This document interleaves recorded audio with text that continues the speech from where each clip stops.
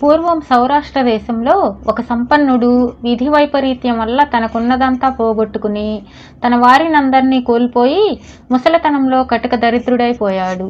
ముసలితనానికి దారిద్ర్యానికి తోడు సౌదామిని అనే మనవరాలు బరువు ఒకటి ఆయన పైన పడింది. ఆయన ఆ మనవరాలతో సహా మరొక చోటుకు వెళ్ళి అక్కడ ఒక గుడిసెలో నివాసం ఏర్పాటు చేసుకుని కాయకష్టం చేసి ఏదో ఒక విధంగా తనను తాను పోషించుకుంటూ సౌదామినిని కూడా పోషిస్తూ వచ్చాడు.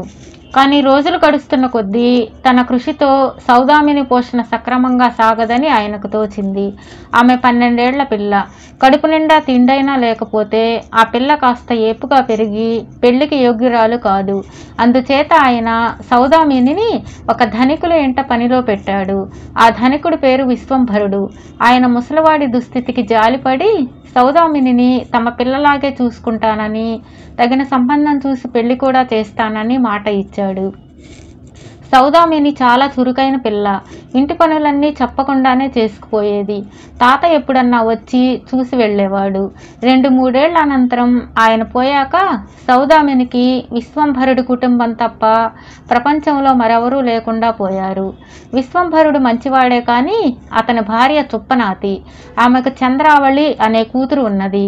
ఆ పిల్ల కూడా సౌదామిని వయసుదే, కానీ ఏమంత అందగత్తె కాదు. చంద్రావళి ఎన్ని నగలు పెట్టుకున్నా, ఎంత మంచి బట్టలు వేసుకున్నా సౌదామినే అందంగా కనిపించేది. అది చూసి యజమానురాలు చాలా అసూయపడేది.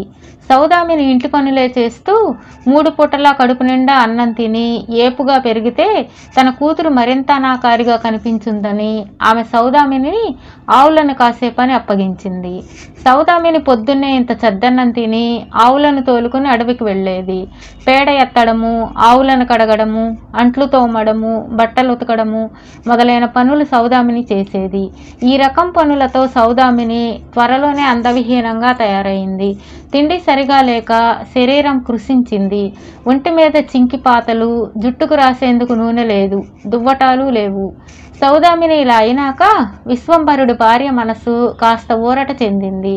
విశ్వంభరుడికి తన భార్య ప్రవర్తన ఏమీ నచ్చకపోయినా ఆమె నోటికి వెరచి చూస్తూ ఊరకుండిపోయాడు.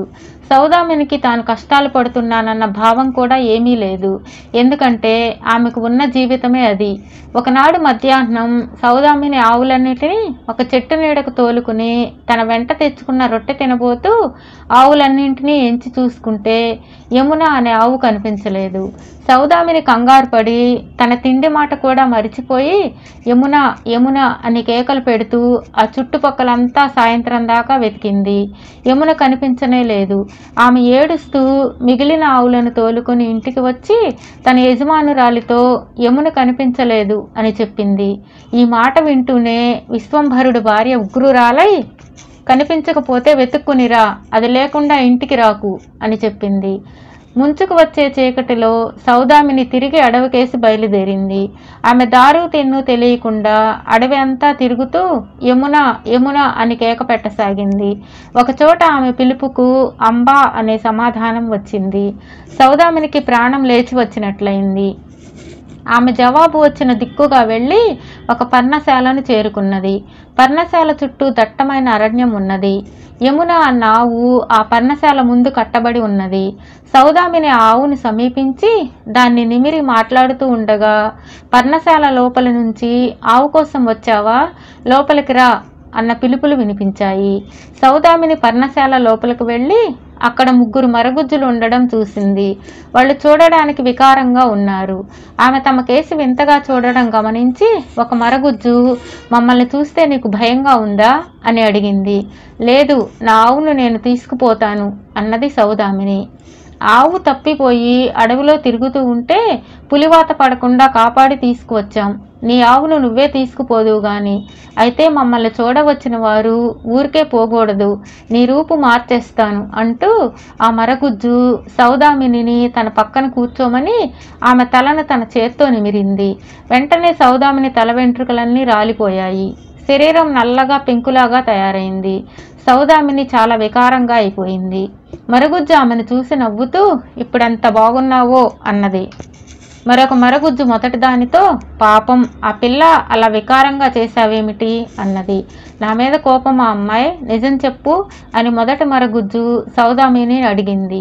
లేదు, మీరు నా ఆవును కాపాడారు కదా అన్నది సౌదామిని. అయితే మాకేమన్నా తినడానికి పెట్టు అన్నది మొదటి మరగుజ్జు. అప్పుడు సౌదామినికి తన రొట్టె జ్ఞాపకం వచ్చింది. అది ఇంకా ఆమె భుజానే మూటగట్టి ఉన్నది. ఇదేమంత బాగుండదు అంటూ సౌదామిని మూట విప్పి రొట్టె పైకి తీసింది. పర్వాలేదు, ఇవ్వు, మనుషులు తినే రొట్టె ఎలా ఉంటుందో చూస్తాం అంటూ ఆ మరగుజ్జు రొట్టె అందుకొని దాన్ని 4 ముక్కలు చేసి 3 మరగుజ్జులు తీసుకోగా మిగిలిన ముక్కను సౌదామినికి ఇచ్చింది. రొట్టె ముక్కలు తింటూ మరగుజ్జులు భలే బాగుంది, భలే బాగుంది అని రొట్టెను మెచ్చుకున్నాయి. మాకు మంచి తిండి పెట్టావు అంటూ రెండో మరగుజ్జు సౌదామిని తల నిమిరింది. వెంటనే సౌదామిని అప్సరసలాగా మారిపోయింది. మూడో మరగుజ్జు సౌదామిని కంఠము నిమిరి, ఏది ఒక పాట పాడు అన్నది. సౌదామిని పాడడానికి గొంతెత్తేసరికి ఆమె కంఠం కోకిల కంఠంలాగా అతి శ్రావ్యంగా వినిపించింది. ఆ అరణ్యంలో ఉండే మృగాలు కూడా ఆ పాటను ఆనందంతో ఆలకించాయి. ఈ విధంగా మారిపోయి సౌదామిని తెల్లవారుతూనే తన ఆవును తోలుకొని ఇంటికి వచ్చేసింది. ఆమెను చూడగానే యజమానురాలు కళ్ళలో నిప్పులు పోసుకున్నది. సౌదామిని కంఠధ్వనిలో కలిగిన మార్పు, ఆమెకు జరిగిన అనుభవము విన్నాక ఆమె అసూయ మరింత పెరిగింది. ఆవిడ తన భర్తతో, చూశారా దాని అదృష్టం, అడవిలో ఒక పర్ణశాలలో మరగుజ్జులున్నాయట. అవి రొట్టె తిని దాని రూపాన్ని ఎలా మార్చాయో చూడండి, ఇవాళ మన అమ్మాయిని అక్కడికి తీసుకుపోదాం అన్నది.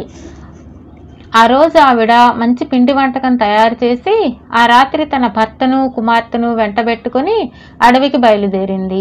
సౌదామిని చెప్పిన గుర్తుల సహాయంతో వాళ్ళు 3 పర్ణశాలను చేరారు. భార్యాభర్తలిద్దరూ కొంత దూరంలో ఒకచోట ఆగిపోయారు.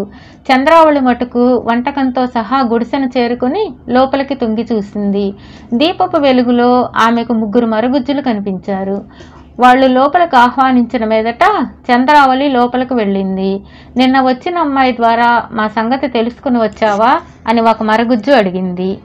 అవును, దానికన్నా మంచి భక్ష్యం తెచ్చాను, నన్ను దానికన్నా ఇంకా అందగత్తగా తయారు చేయాలి అన్నది చంద్రావళి. కొత్త రూపు రావాలంటే ఉన్న రూపు పోవాలి. ఆ అమ్మాయిని మార్చే పని నేనే ప్రారంభించాను, కూర్చో అని మొదటి మరగుజ్జు చంద్రావళి తల నిమిరింది.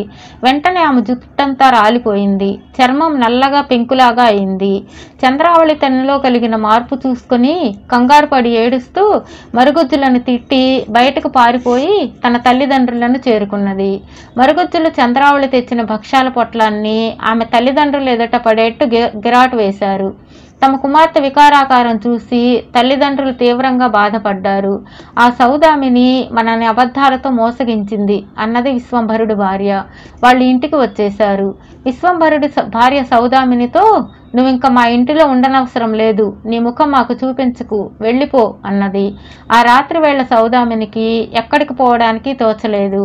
ఆమె పశువుల పాకలోకి వెళ్ళి ఒక మూల కూర్చున్నది. తన తల్లిదండ్రులు నిద్రపోగానే చంద్రావళి మెల్లగా లేచి బయటకు వచ్చింది. భయంకరమైన ఆ రూపంతో ఇతరులకు కనిపించే కన్నా చచ్చిపోవడమే మేలని ఆమె నిశ్చయించుకున్నది. చంద్రావళిని చూసి సౌదామిని పశువుల పాక నుంచి బయటకు వచ్చి, ఎక్కడికి బయలుదేరావు అన్నది. ఈ రూపంతో బతికి ఉండలేను, ఆత్మహత్య చేసుకుంటాను. నువ్వు పెద్దగా మాట్లాడి అమ్మను నాన్నను నిద్రలేపకు అన్నది చంద్రావళి. నీవిలా కావడం నీకెంత అవమానమో నాకు అంతే అవమానం. చావాలనిపిస్తే ఇద్దరము చద్దాం, ముందు ఆ మరగుజ్జుల దగ్గరకు వెళ్ళి వద్దాం పద అన్నది సౌదామిని.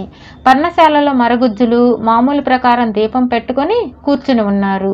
సౌదామిని వారితో, నాలాగే ఈ అమ్మాయిని కూడా అందంగా చేయండి, అది సాధ్యం కాకపోతే మా ఇద్దరిని చంపేయండి అన్నది. నీలాగా అమ్మాయి మమ్మల్ని నమ్మలేక పారిపోయింది. మేమేమో తిండికి ఆశపడదామనుకుంది పిచ్చిపిల్ల. నిన్ను చూసి మేము ఈ పిల్లను కూడా మంచి రూపము కంఠనం ఇస్తున్నాం అంటూ రెండో మరగుజ్జు చంద్రావళి తల నిమిరి ఆమెకు అందము అందానికి తగిన దుస్తులు ఇచ్చింది. మూడో మరగుజ్జు ఆమె కంఠం నిమిరి, ఇద్దరు కలిసి పాడండి అన్నది. సౌదామిని చంద్రావళి కంఠాలెత్తి శ్రావ్యంగా పాడి మరగుజ్జులను తృప్తిపరిచి తెల్లవారుతుండగా బయలుదేరి ఇంటికి వచ్చేశారు. ఇంటికి వచ్చేశాక చంద్రావళి తన తల్లితో తనకు సౌదామిని చేసిన మహోపకారం గురించి వివరంగా చెప్పింది. అది విన్న తర్వాత విశ్వంభరుడి భార్య చుప్పనాతి బుద్ధులు మాని సౌదామిని కూడా తన కూతుర్ని చూసినట్లే చూసుకోసాగింది. తగిన వయసు వచ్చాక విశ్వంభరుడు ఆడపిల్లలిద్దరికీ ఒకేసారి మంచి సంబంధాలు చూసి వైభవంగా పెళ్లిళ్లు చేసి సౌదామిని తాతకు తాను చేసిన వాగ్దానాన్ని నిలబెట్టుకున్నాడు.